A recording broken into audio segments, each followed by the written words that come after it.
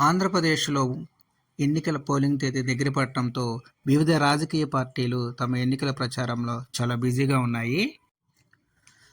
ప్రజాస్వామ్యానికి ఓటు చాలా ముఖ్యమైన పునాదండి. అందుకనే గవర్నమెంట్ వారు ప్రతి పౌరుడు తమ ఓటు హక్కును వినియోగించుకోవాలని ఆ రోజున హాలిడేని డిక్లేర్ చేస్తారు.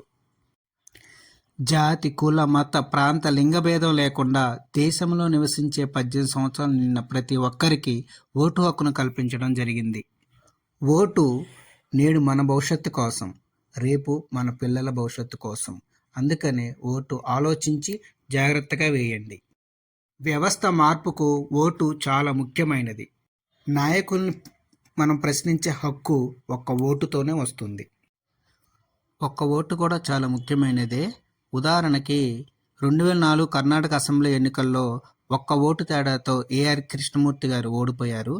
అదేవిధంగా 2008 రాజస్థాన్ అసెంబ్లీ ఎన్నికల్లో సీఎం అభ్యర్థి సిపి జోషి గారు కూడా ఓడిపోవటం జరిగింది.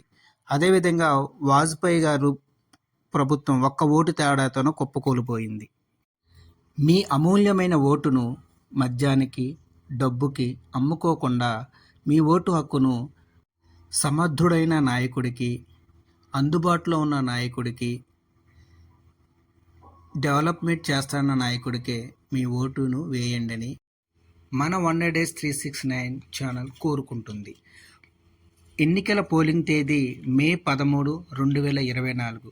మా ఛానల్ కనుక మీకు నచ్చినట్టయితే లైక్ చేయండి, షేర్ చేయండి. మరిన్ని అప్డేట్స్ కోసం మా ఛానల్ని సబ్స్క్రైబ్ చేసుకోండి.